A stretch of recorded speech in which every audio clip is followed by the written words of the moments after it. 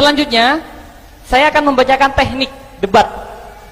Yaitu pertama, masing-masing pihak pro dan kontra diberikan kesempatan 2 menit argumen pembuka. Jadi 2 menit bagi yang pro, 2 menit bagi yang kontra, dilanjutkan dengan diskusi, kemudian diakhiri dengan kesimpulan. Langsung saja kita mulai. 2 menit argumen pembuka dari pihak yang pro. Silakan.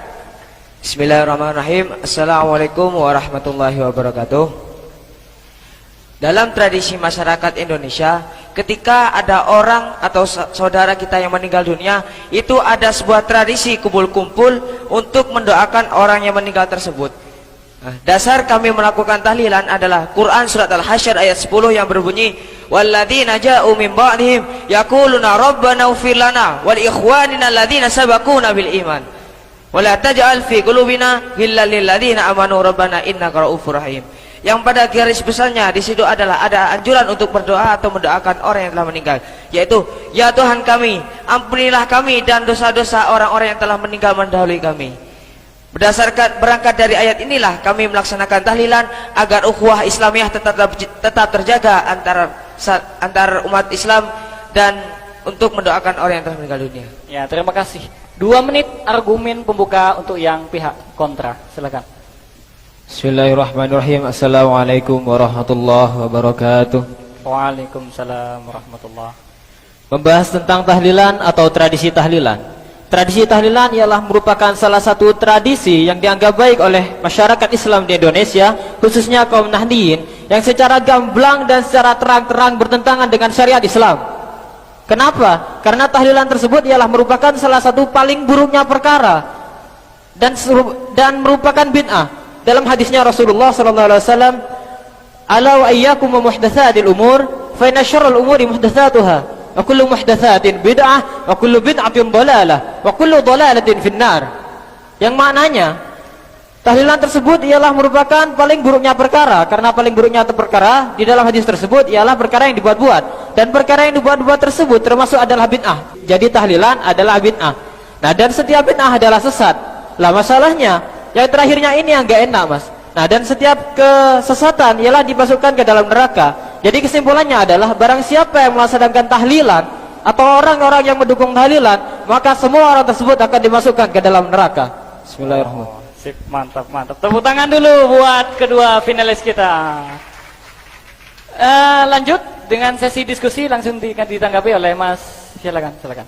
Oleh pihak yang pro. Mungkin Anda kurang memahami tentang permasalahan bid'ah. Mengapa? Karena sungguhnya jumhur ulama itu telah membagi bid'ah menjadi 2. Yang pertama yaitu bid'ah hasanah, yaitu bid'ah yang sejalan dengan ajaran Islam. Sedangkan yang kedua ialah bid'ah sayyi'ah, yaitu bid'ah yang bertentangan dengan ajaran Islam. Nah, sedang yang Anda sebutkan tadi, hadis kullu bid'atin dhalalatun, itu oleh Imam Nawawi dalam kitabnya Syarah Sahih Muslim, beliau menyebutkan bahwa hadis tersebut telah ditahsis oleh hadis man sanna fil islami sunnatan hasanatan falahu ajru wa ajru man amila biha ba'dahu. Nah, kalau kita simpulkan masalah tahlilan tadi, tahlilan merupakan bid'ah hasanah. Mengapa? Karena dalam tahlilan itu semua unsurnya merupakan unsur yang dianjurkan oleh agama Islam. Sudah cukup? Silakan dibantah atau ditanggapi atau dikomentari, silakan. Kami sangat tidak setuju jika Anda mengatakan bahwa di dalam tahlilan itu tidak ada unsur yang bertentangan dengan agama Islam. Padahal ada, yaitu tahlilan tasyabuh dengan tradisi agama Hindu pada zaman dahulu.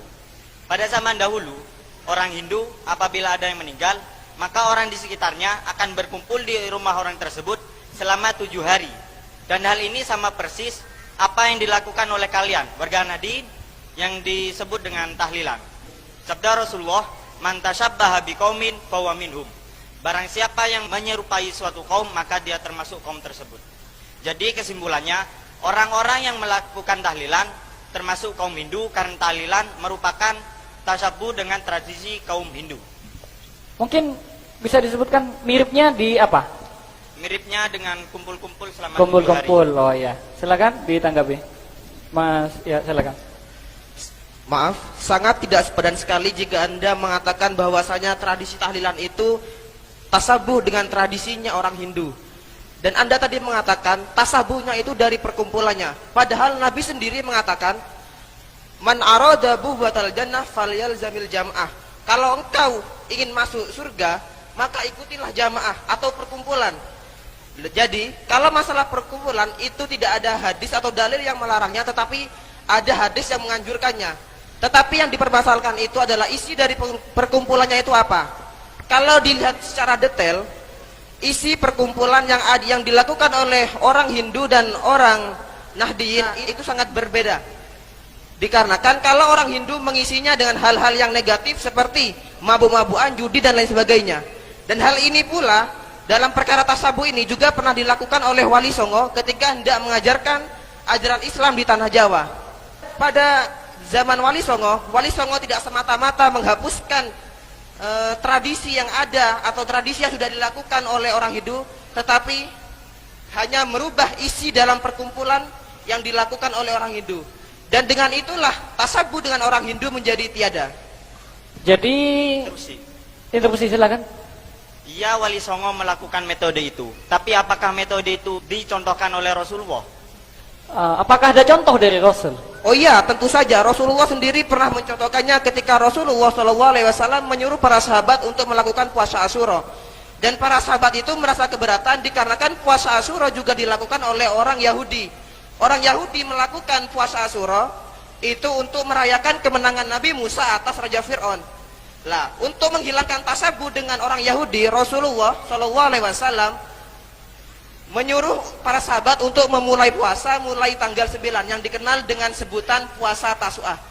Jadi saya tegaskan lagi bahwasanya tradisi tahlilan itu tidak sama sekali menyerupai atau tasabuh dengan ajaran Hindu. Terima kasih. Jadi tasabuhnya itu hilang dengan mengubah isi gitu ya. Silakan ditanggapi. Terima kasih. Kami menemukan syubhat yang lain yang tidak bisa sama sekali dibenarkan dalam agama Islam, bahwa karena dalam tradisi tahlilan itu ada hari-hari yang dibuat-buat. Contohnya semisal seperti 7 hari, 10 hari, 40, bahkan 100 atau sampai 1000. Bahkan itu tidak ada perintah dari Nabi. Dan Nabi bersabda, "Man amila amalan laisa alaihi amruna fahuwa raddun."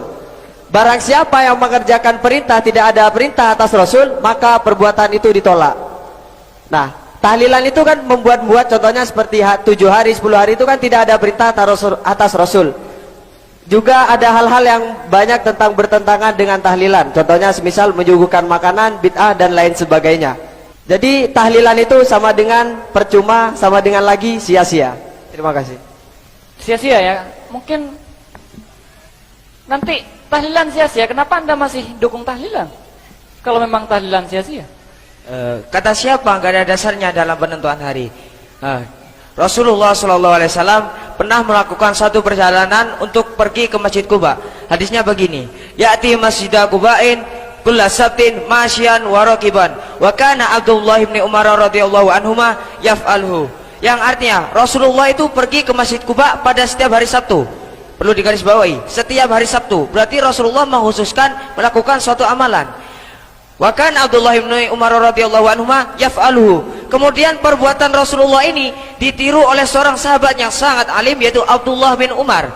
Nah, kemudian seorang ulama terkemuka mazhab Syafi'i, Al-Hafidz Ibnu Hajar Al-Asqalani, dalam kitab Fathul Bari, dalam mengomentari hadis ini, beliau berkata, sesungguhnya hadis di atas yang barusan saya sebutkan itu menunjukkan kebolehan kita untuk menentukan atau mengkhususkan suatu amalan pada hari-hari tertentu. Contohnya seperti apa? Seperti dalam tahlilan, yaitu pada hari pertama sampai ke 7, 40, 100, naun, 1000 dan seterusnya.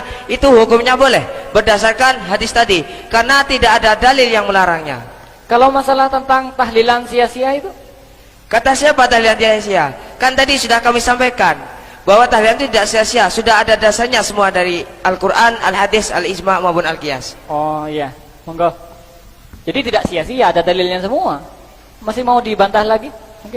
Mungkin saudara-saudara ini masih bisa ya, memaksakan suatu dalil, melaksanakan sebuah dalil dikait-kaitan dengan tradisi yang ada di dalam tahlilan, itu mungkin masih bisa. Tapi dengan yang satu ini, kami menemukan sebuah ibarat atau syubhat bahwasanya tahlilan itu sangat melenceng dari ajaran Islam, Mas. Sudah jauh.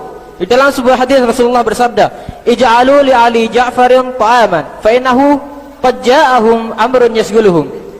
Yang mananya buatkanlah makanan untuk keluarga Ja'far, karena sesungguhnya keluarga Ja'far tersebut sedang terkena musibah. Nah, sedangkan prakteknya di dalam tradisi tahlilan di Indonesia kaum hadirin, itu malah orang yang sahibul musibah, orang yang terkena musibah itu harus memberikan makanan kepada orang yang bertakziah. Padahal yang dibenarkan oleh agama itu, saudara, itu aslinya orang yang bertakziah tersebut yang harus memberikan makanan kepada si sahibul musibah. Jadi logikanya si sahibul musibah itu sudah jatuh tertimpa tangga, sudah tenggelam masih dimakan paus. Jadi ya itu gimana Anda mengomentari itu, Mas? Jadi orang yang meninggal sudah ditinggal keluarga, sudah harus memberi makan kepada orang yang datang ya. Jadi bertentangan dengan hadis tersebut ya. Ya, berikan pendapat yang sangat mepet, jangan pendapat yang jauh tadi. Mungkin tepuk tangan dulu buat finalis kita, biar lebih seru. Nah, jadi ini menanggapi ini bertentangan dengan sebuah hadis tadi. Silakan ditanggapi. Maaf Mas, Anda mungkin kurang memahami apa yang terjadi konteksnya di Indonesia ini. Mengapa? Karena setiap ada orang meninggal di Indonesia, pasti ada orang yang bertakziah. Dan orang yang bertakziah itu membawa bentuk makanan yang masih dalam keadaan mentah. Nah, Iya. ketika itu diberikan kepada keluarga si mayit, yang oleh kemudian keluarga mayit mengolahnya dan diberikan kembali kepada orang yang bertahlilan untuk dimakan bersama. Jadi kalau Anda membantah dengan hadis ij'alu li ali Ja'farin ta'aman, itu sebenarnya sesuai, bukan bertentangan. Jadi sesuai ya, nggak bertentangan. Oh, Bersih. silakan. Kemudian bagaimana, Mas? Sebagaimana yang sudah kami pelajari tadi malam di kitab I'anatul Talibin, di kitabnya kaum Nahdiyin, kitabnya kaum ulama-ulama Ahlus Sunnah yang biasa dipelajari di pondok-pondok jenengan-jenengan semua ini, yang berbunyi takbirnya itu ma yaf'aluhun nasu minal ijtima'i inda ahlil mayyiti wa sun'it ta'ami minal bida'il munkarah. Lah yang maknanya apa yang dilakukan oleh manusia berupa berkumpul di rumah keluarga seperti tahlilan, kemudian si keluarga sahibul musibah tersebut menyediakan makanan, itu termasuk perbuatan bid'ah yang mungkar, bida'il munkarah. Lah bagaimana? Ini kitabnya jenengan-jenengan sendiri bilang gini. Ini gimana? Masa sampean masih mau menyangkal kitab sampean sendiri? Oh, di dalam I'anatul Talibin bid'ah mungkar itu ya. Maaf Mas, Anda tadi dalam bacaan takbir itu kurang lengkap. Mengapa? Karena di situ ada terusannya, yaitu apabila iya, terus. kita sebut tahlil, menyuguhkan makanan itu bid'ah mungkarah, di situ ilatnya adalah ingkana mimma limayyitin au mimma limahjurin. Yaitu ketika diambil dari harta si mayit atau dari anak yatim yang masih ditahan untuk mentasarufkannya. Tapi kenyataannya tidak. Mengapa? Karena yang disuguhkan pada orang yang bertahlilan itu berasal dari pentakziah yang membawa makanan masih dalam bentuk mentah. Jadi ilatnya sudah hilang ya. Ya, ilatnya sudah hilang, dan itu sesuai dengan kaidah fikih yang berbunyi al-hukmu yaduru ma'a illati wujudan wa adaman. Yaitu hukum fikih itu selalu berputar dengan ada tidaknya suatu ilat. Jadi boleh ya, bukan bid'ah mungkar ya. Nah, itulah ilatnya. Tahlilan itu tidak memperhatikan kondisi perekonomian di Indonesia. Kemudian ya selanjutnya, Silakan ditanggapi Mas Husain. Ada subhat yang lain yang menyebabkan tahlilan itu benar-benar dihapuskan dalam tradisi Indonesia, yaitu masalah pahala bacaan yang dihadiahkan untuk orang yang telah meninggal. Quran surat An-Najm ayat 39, wa alaisa lil insani illa ma sa'a, yang artinya seseorang tidak akan mendapatkan kecuali apa yang dia usahakan, kecuali apa yang dia kerjakan. Jadi pahala yang dibaca orang-orang yang tahlilan itu tidak akan sampai kepada orang yang telah meninggal berdasarkan ayat tersebut. Oh, berdasarkan Al-Quran, pahala yang kita baca tidak akan nyampe ya. Ini nggak nyampe Mas, silakan. Buat apa ketahlilan kalau memang nggak nyampe? Silakan ditanggapi. Memang benar ayat yang Anda bacakan tadi, bahwasanya manusia itu tidak akan memperoleh sesuatu kecuali apa yang diusahakannya sendiri. Tetapi Ibnu Qayyim Al-Jauziyah, murid dari Ibnu Taimiyah, ulama yang Anda ikuti, menjelaskan atau menulis dalam kitabnya, dalam kitab Ar-Ruh halaman 146, bahwasanya di sana jawaban yang paling tepat untuk Quran surat An-Najm ayat 39 adalah ketika seseorang itu hidup lalu dia berbuat baik pada kerabatnya dan berbuat baik pada sanak keluarganya, tetangganya, familinya, dan ketika dia meninggal lalu sanak dan familinya itu mengirimkan pahala bacaan doa kepada dia, itu akan nyampe dikarenakan itu adalah buah hasil dari jerih payahnya ketika masih hidup. Jadi tidak ada bertentangan. Jadi tidak ada unsur yang bertentangan dengan surat Quran An-Najm, dengan Quran surat An-Najm ayat 39. Oh, interupsi silakan. Coba Anda buka kitab tafsir Ibnu Katsir. Di sana Imam Syafi'i mengomentari ayat tersebut. Dan komentarnya adalah pahala bacaan yang dihadiahkan untuk orang yang telah meninggal itu tidak akan sampai. Lah ini yang berkata adalah Imam Syafi'i. Imam Syafi'i. Oh, imamnya Imam panutan Ahlussunnah kalian ya? sendiri. Dibilangin imamnya tidak mau. Oh. Imam Syafi'i, imam kaum ini mayoritas NU ya. Ini juga pembela tahlil orang NU. Jadi imamnya orang NU mengatakan itu nggak nyampe, Mas. Silakan. Mungkin ada jawaban. Maksud dari pendapat Imam Syafi'i yang mengatakan bahwasanya pahala bacaan yang dikirimkan kepada orang yang meninggal dunia yang tidak sampai, itu sudah dijelaskan oleh Syekh Zakaria Al-Ansori yang menyatakan bahwasanya yang dimaksud dengan pahala yang tidak nyampe kepada orang yang telah meninggal dunia itu apabila tidak dibaca di samping mayat atau tidak dihususkan kepada si mayat. Tetapi dalam kenyataannya di akhir tradisi tahlilan selalu ada ungkapan kata yang selalu dihususkan kepada si mayit yang teringkas dalam kata-kata Allahumma ausil sawaba ma korona. Jadi saya tegaskan lagi, mau tidak mau, ikut tidak ikut, tetap bahwasanya pahala bacaan Al-Quran itu tetap sampai kepada orang yang telah meninggal dunia. Oh, tepuk tangan dulu bagi finalis kita. Biar lebih seru, kita kasih kesempatan untuk masing-masing pihak untuk menyimpulkan argumen dari pertama hingga akhir. Untuk silakan kepada pihak kontra dulu, saya kasih kesempatan untuk menyimpulkan. Cek. Terima kasih. Kami tetap berpegang teguh terhadap apa yang diargumentasikan oleh kami tadi, karena berdasarkan Al-Hadis dan Al-Quran bahwa tahlilan itu tidak benar, karena terhadap syubhat yang tidak dapat dibenarkan dan masih ada ilat-ilat yang atau syubhat-syubhat yang lain. Contohnya seperti menyuguhkan makanan tidak pernah dilakukan oleh Nabi, tasyabuh dengan orang Hindu dan lain sebagainya. Untuk itu mari umat Islam yang ada di Indonesia ini bersatu untuk menghapus bid'ah dan menghidupkan sunnah. Jadi secara mutlak tahlilan itu harus dihapuskan di Indonesia ini. Terima kasih. Oh.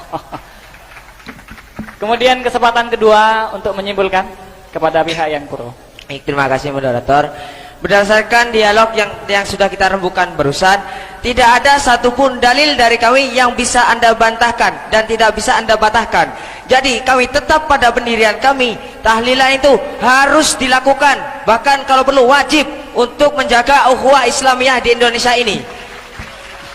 Karena sudah sesuai dengan konteks Al-Quran, As-Sunnah, Al-Ijma', Al-Qiyas. Al-aslu fil asya'i al-ibahatu hatta yadulla dalilu ala tahrimi. Hukum asal dari sesuatu itu boleh sampai ada dalil yang melarangnya. Kenyataannya tahlilan tidak ada dalil yang melarangnya, justru menguatkan semuanya. A'angdantahum am lam tundirhum la yu'minun. Percuma kami ngomong kepada Anda karena hati Anda telah tertutup. Terima kasih.